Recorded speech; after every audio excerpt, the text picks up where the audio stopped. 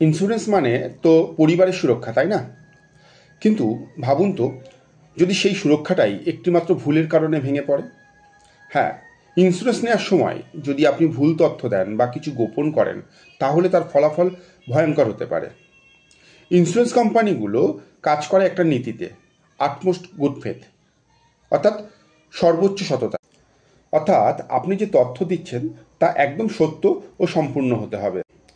কিন্তু যদি কেউ মিথ্যে বলেন, যেমন ধূমপান করা সত্ত্বেও নিজেকে নন স্মোকার প্রকাশ করেন, বা নিজের অসুখ গোপন রাখেন, কিংবা অধিক সুরক্ষা পাওয়ার আশায় নিজের ইনকাম বেশি দাবি করেন, সেক্ষেত্রে কোম্পানি সেটা বুঝলে আপনার পলিসি বাতিল করে দিতে পারে। আর সবচেয়ে ভয়ানক ব্যাপার, আপনার মৃত্যুর পর পরিবার যদি ক্লেম করে, সেই দাবি সরাসরি রিজেক্ট হতে পারে।